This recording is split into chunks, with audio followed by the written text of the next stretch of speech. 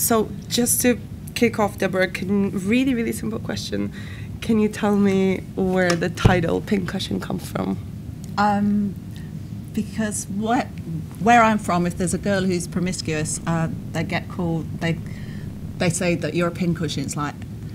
It's a reputation of a girl who gets... A lot of pricks. Yeah, takes too many, more pricks than a pincushion. Or a dartboard sometimes. And can you talk a little bit about kind of the inspiration behind telling this story? Like, when did you start working on it? When did it kind of first come into your mind? I first wrote the treatment in 2008, and I was bullied at school, so I drew on that. Although there's nothing like physically, or it's not literally autobiographical or anything, but emotionally it is. And then, as a result of getting bullied at school, I kind of struggled with relationships and assertiveness and all that kind of stuff as an adult. So that's why I had Lynn, the struggle as well. And Lynn is very much kind of the center of the story as well. Joanna, can you talk a little bit about kind of what attracted you to that character when you first saw the script, when you first read it? I mean, the script was really good, and you read it through, and I didn't see the end coming. I went as a read of the script initially. I just didn't see that end coming, and I thought as soon as that end came that it threw such a shadow back over everything that had happened before, that it wasn't as cute. Well, it never felt exactly cute, but it was at a level of kind of normalcy played with just on the text before all the other elements that Deborah brought in terms of direction. And then when I met Deborah and Gavin, I just thought this is just this level of human understanding and creativity is huge. So it wasn't that I thought I could necessarily bring anything to it personally, but in fact I think everybody has inside them a loneliness that they have more or less access to, depending on how honest with yourself you are, and that changes at different points in your life. And so I felt like this film allowed me to just open completely into that chamber of fear around social failure and not being somebody who anybody would want to give the time of day to, which on the face of it I wouldn't think I had, but in reality I think we all have that. It's a huge social fear that everybody has, and it must be awful when you can't negotiate and manipulate people around you to like you, no matter what you do. And that's what Lynn is doing all the time, trying and getting it so deeply wrong. So yeah, that's sort of what I brought to it, or what I found in the process. And it's such a physically demanding character as well.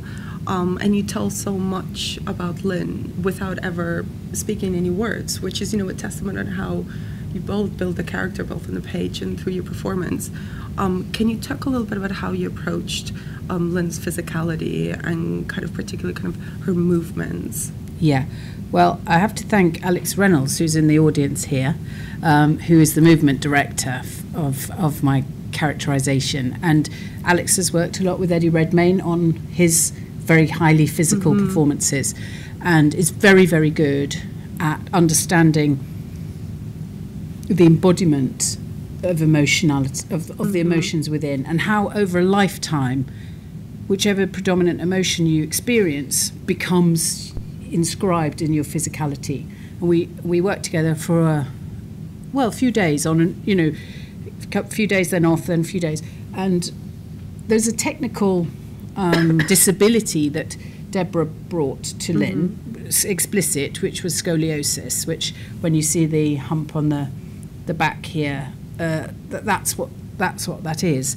But in the way that the whole film is not social realism, it's not accurate to the specifics of of the sort of the politics, if you like. There's an element of magic realism in it. Likewise with Alex, we worked together to find that physicality, to do it accurately from what scoliosis might have brought, but then to somehow kind of shift that a little bit into an imaginative physical space. So there was some license, some sort of, you know, artistic license in the way that, because in actuality I can't, because one leg isn't shorter than the other. In fact, it would have been very hard to make the built-up shoe work. So then we just made it slightly different. But I think it was, you know, Alex taught me really simple things about just getting that shoulder into the right place to start with, and then working that through the other leg, and then it was like, oh, there's Lynn. You know, it just would then follow through. I found the hump after the rap party, and somebody had written on it, "Love you, Dafty One." I still got it. It's quite an ugly thing, isn't it? Yeah. A sort of disturbing thing. This looks a bit like a breast prosthesis. Yeah, it does. Yeah. I still got it. Love you, Dafty. I love you, Dafty too. Deborah, did you have particularly with Lynn, but also with Iona's character, did you have particular images in mind? Like, did you imagine them in a certain way that then changed? You know, when all of the performers brought their take of the characters. When I was writing them, you mean? Yeah, when you started the process and the casting process and actually making the film. Yeah. Well, in my head, when I was writing it, I was imagining Susan Boyle dressed as Mrs. Tiggywinkle. That was my character in my head for Lynn. And then Iona, I thought she'd be, you know, like one of those like fairy tale with like huge massive eyes and black long shiny hair, just fairy tale kind of characters. So yeah, that's what I was imagining. And I wanted Iona to be somebody who looked like they was untouched by modern life, as like she could be out of a fairy tale. So I really wanted to push the fairy tale element, because I didn't want it to be too real and too like social realism or anything, because then it would have been like really depressing, and I'd get accused of being miserablest. And I don't think I am very miserable. Like, I do think like, I am quite dark and sometimes like often depressed or whatever, but I like to laugh as well, and I like pretty colours and stuff. So yeah, so I think I kind of made a film which was a bit like me, so quite dark, quite sad, but likes to laugh and likes pink. And Chanel, to go to you, your character, Belinda, is... It's awful. Awful, I'm sorry. She's really awful. Very mean. Yeah. How did what did you feel like when you first... when I first read it, I literally was like, oh, this is great, I get to play this. You know, I'd not really played a character like that before. I was like, I get to play this like bitch, it'll be fantastic. And then I think I spoke to Joanna a little bit, just when we was off set or whatever, and then I was like, you know, when you like really like somebody and then you have to be awful to them, and then watch it back, I just made me feel so uncomfortable. Like, I thought I'd really enjoy it. No disrespect. I thought I'd really like lap it up, but no. When I was filming it, I remember there was one scene where I was blowing smoke directly in your face, and then after I just felt like that, and then just to look at you again, I was like, oh god, it's but looking back, obviously it serves what it needs to serve, but as a person, you know, I just felt awful. But watching it back, obviously, you know, it's really, really nice. But you definitely did get your comeuppance when one take you walked through the door, and it was the pushing scene, and I'd stepped in my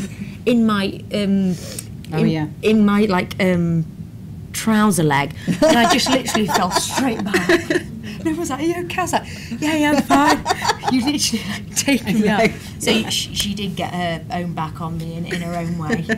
So yeah, so when you watch it, she tackled me to the floor. No, but yeah, I do feel bad watching it. You all right? Did I hurt you? I'm gonna have to put a massage on the bill, Gavin. And how did you feel? Because obviously a lot of the cast is also, really young actors, playing the teenagers and so on. How was the dynamic on set as well, kind of working? Because a lot of them, I think, were also quite inexperienced or had never done a film before. How was the dynamic on set as well, kind of working with this really, really tough subject matter and with these kind of really young actors as well? Oh, I think it was fun. It was. I have to say, this film didn't, it defied all the norms of filmmaking in terms of everything about how we made it. And I don't think Deborah's aware enough about how different she is as a director from anybody else I've ever worked with, in terms of like the way we did it was as if. Well, to say youth theatre is going to sound like there's some disparagement, but I don't mean that. What I mean is a sense of just creativity. So those girls we were working in the old miners. What's it called, that building? The old mining communities. Yeah. So where the miners used to have a huge hall, fantastic hall, which is where you see the dancing and everything happening, and it's now pretty much disused, but community space for SWAD, and Deborah knows everybody in the whole town. People coming through. Oh, hi! There's all these kind of stories, and then lots of the actors, the young actors, were fairly local.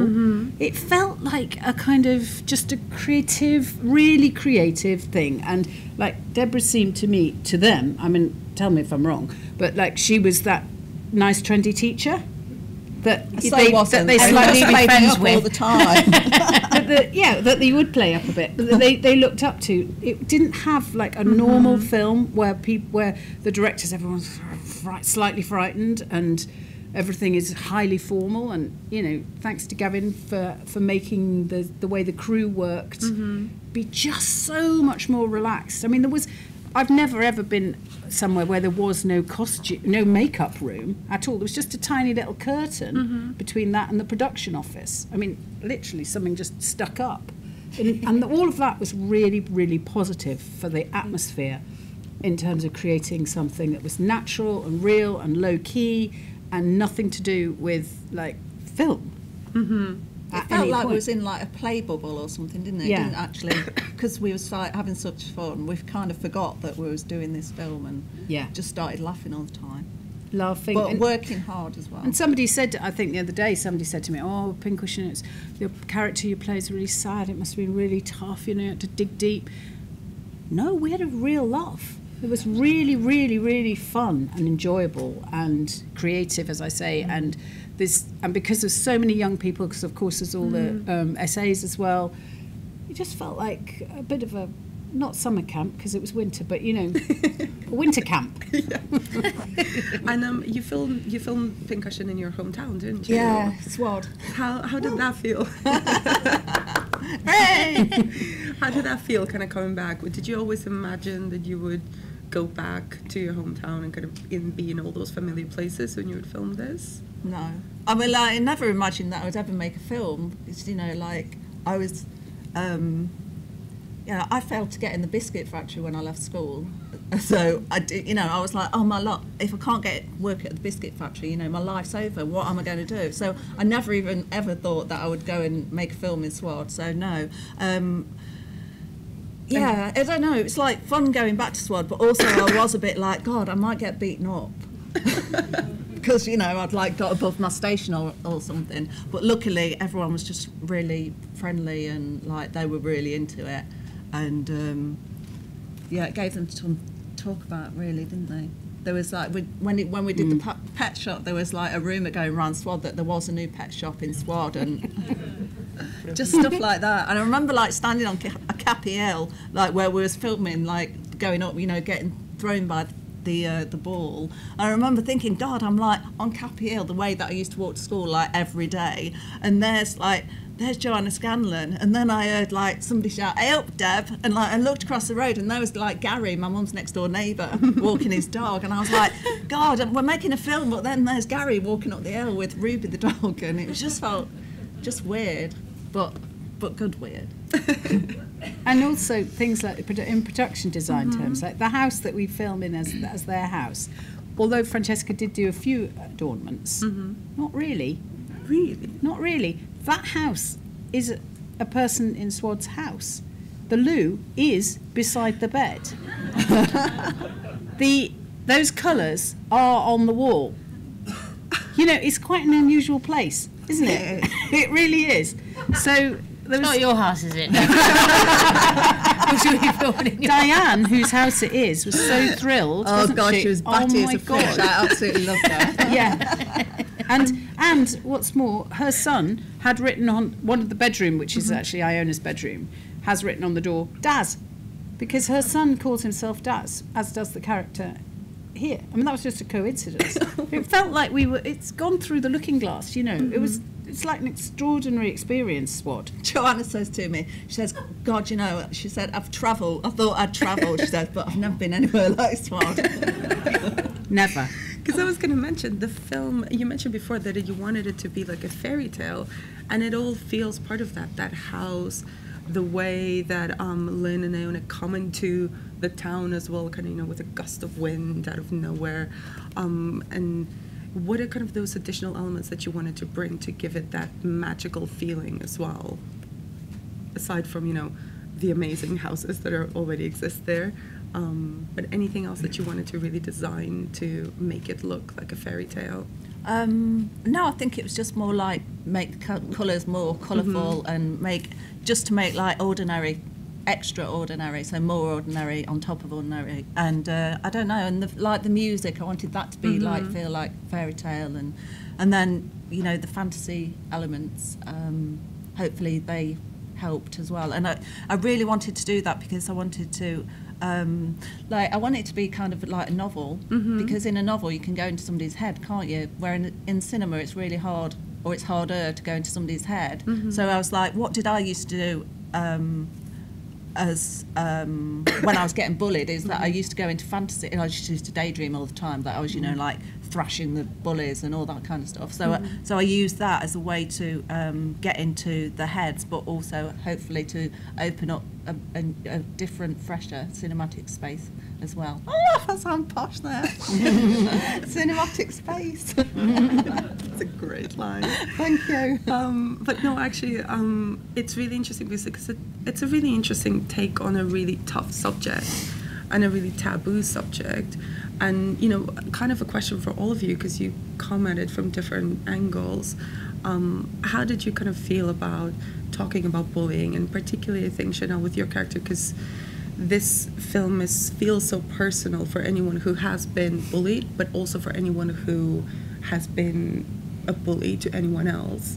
Kind of what did you want to bring to it, maybe, either personally, or what did you think that the film could say that was fresh about the subject? I think I was bullied quite bad at primary school, and I actually plotted the death of the girl that bullied me at the back of a bus once. I didn't follow through with it, so that's why I'm still here. So the psychology behind being bullied is so psychological that it can really take hold of you. It means everything to you at the time when it's happening to you, and it's awful. And no matter how many times you go back, you cry to your parents, you know, you don't want to go to school the next day, you still have to deal with this. So it's like you have to grow up really, really quickly, and you're still a child and you don't understand why it's happening to you. And I always remember it was the silences that they used to do to me. So one minute I was in this popular group, the next minute I'd be shunned out for a reason I didn't understand why. And I just remember there was like 4 of them, and they'd all just stand and look at me. And it was that time when I just stood there, and no matter what I did or how I stood, or there was always a problem or an issue, and you know, you're on your own. And what are you, like 10, 9, probably younger than that. So it's very strange to go through. So that's what I took. Part of Belinda, it was the silences, the drawn out silences are just awful to watch. Another human and another adult human actually crumble under that silence, I think or just stand there and watch the awkwardness. It's awful to watch. It's brutal, really. Yeah, it's brutal. So that's something that I took from my personal experience to something that I took with Belinda, I think. And even with those kind of small, almost like microaggressions, you know, like her not giving her back the ladder, those types of things, like you can notice the aggression in there, although if you tell anyone else, it wouldn't necessarily seem like an aggressive move in a way, but it's really, like you say, it's in those silences, in the way that you show that violence in her without even saying anything. Without him saying anything, yeah. What about yourself? Because it's a completely different take. Well, I never experienced bullying myself at school, and I don't think I ever witnessed it either. I think I went to quite posh girls' boarding schools from the age of 6. Two of them were convents, where there was a lot of talk, we were kind of explicitly talked to about being kind to each other. And I think I took that to heart and thought, well, that's what I should do, try and be kind to each other. And but what I did do was, I think I was always quite good at being able to read danger, read people who would be tricky. And I think I learnt very, very early how to socially become acceptable. So I got through school very happily in that way. But the negative of that is, sort of almost like avoidance tactics. The negative is that you're not true. You're always hiding a bit or shifting in order just to be okay, make sure there isn't, nobody's going to bully you. And I think it's my adult life has been unscrambling a lot of that towards trying to find my true self and be able to feel it's okay to express that. That's an ongoing journey, I would say. So I think it's the fear of being, in some ways, people who are bullied, there's an element of them being true to themselves, because that's what people are saying is, I don't like you and I'm going to dominate you because of who you are. But if that person doesn't change in order to become acceptable, there is something kind of honourable in that, something kind of slightly glorious, I think, even though it's so painful, and which I envy a bit, because I'm quite good at kind of going, oh yeah, I can do this voice with this person, and that one with that one, and that one with that one, and make you all like me, and it's actually being unlikable. There's something positive in that. Interesting. What about you, Deborah? I can't remember the question. How did Sorry. What did you want to show about bullying, which is such a tough and taboo subject, that you felt that wasn't being talked about in a particular way? Right. I don't know. I thought I wanted to be honest about it, and how lonely it is, and how you're full of shame and humiliation, and I think, I think I just wanted to, like, if there was anyone else who felt the same as me, it was kind of like a little secret hug. That's what I wanted to do. And can you talk a little bit about, kind of both of you, either for Joanna and Deborah, about the relationship between Lynn and Iona, because it is so close, and we kind of see it crumble towards the end. So can you talk a little bit about kind of how you mapped it out, and how did you approach it with Lily as well?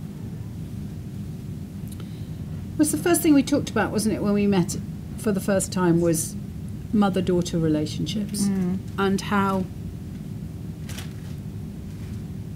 there's a mirroring and even a kind of I'm not really sure where one person ends and the other one begins.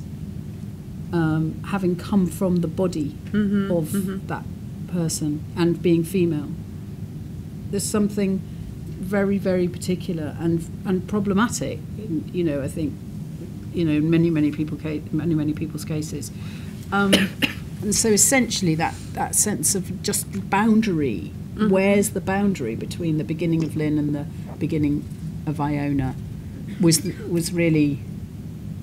Neither of those characters know where the appropriate place is, and it's love, but it's also possession, and it's also an inability to see the difference between the otherness, find otherness.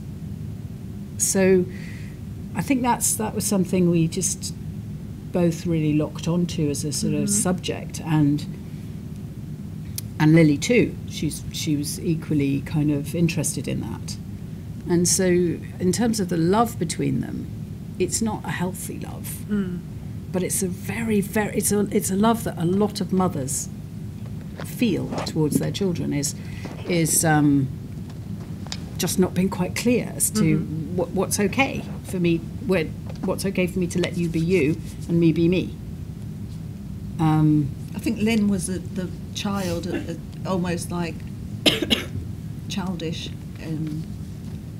or she, you know, it's like why did it's like almost like she had Iona for her own, to give her love, and but then I don't know.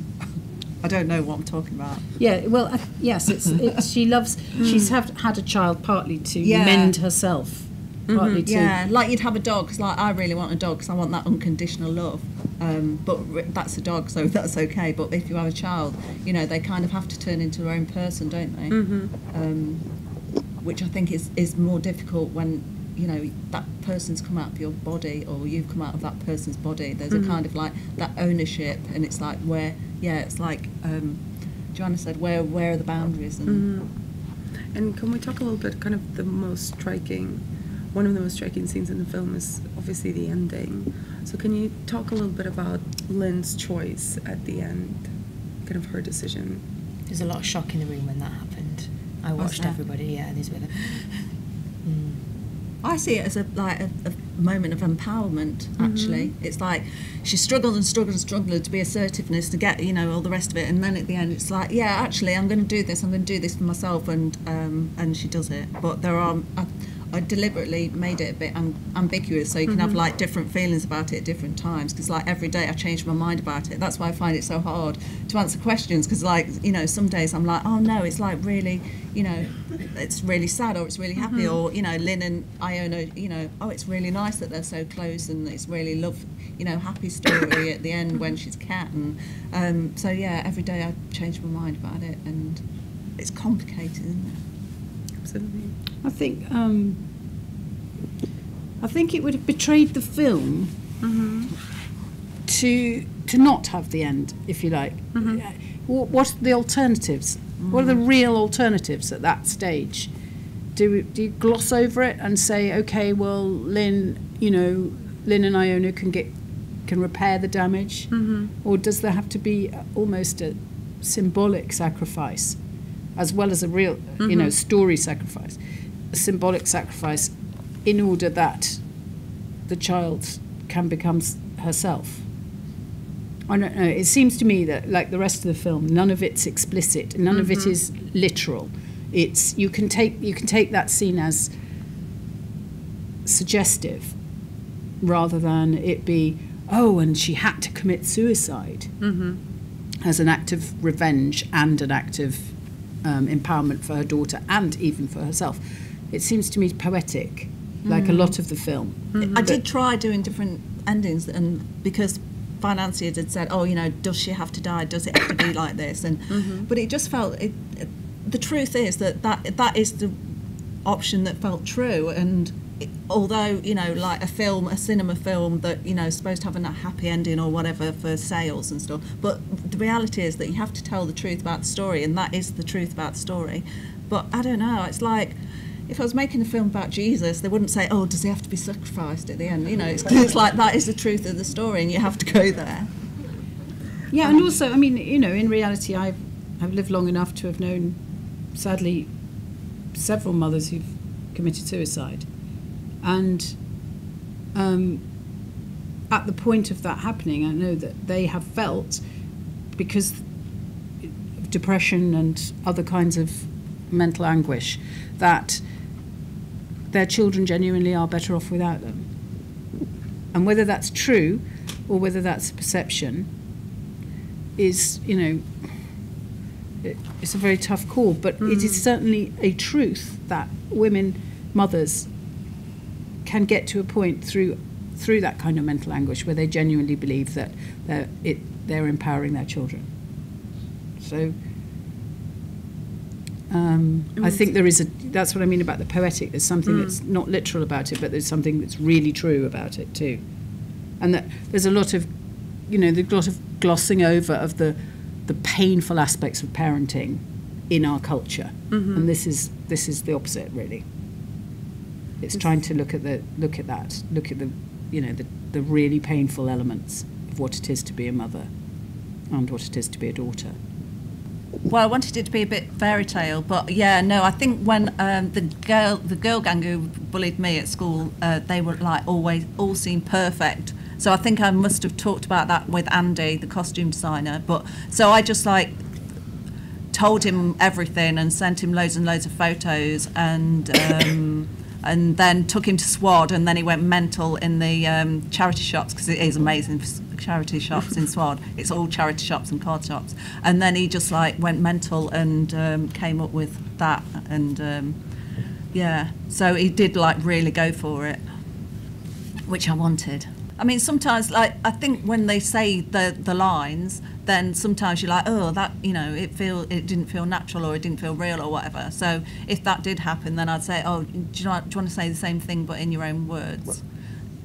So yeah, so we did that.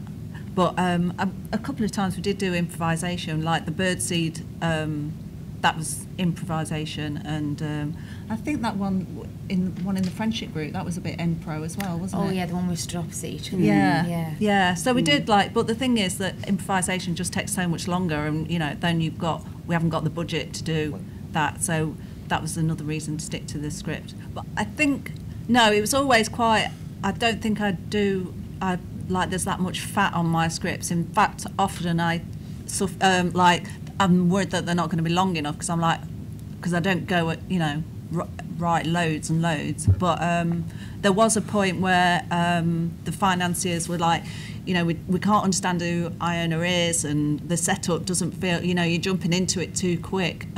So there was a time when I did write the whole thing, like all the stuff what was happening between the scenes, off screen and all the rest of it. So I think I had a script which was like 189, but most of the time they were all about mid-80s, and I think it ended up at like 82 pages or 84 pages, something like that.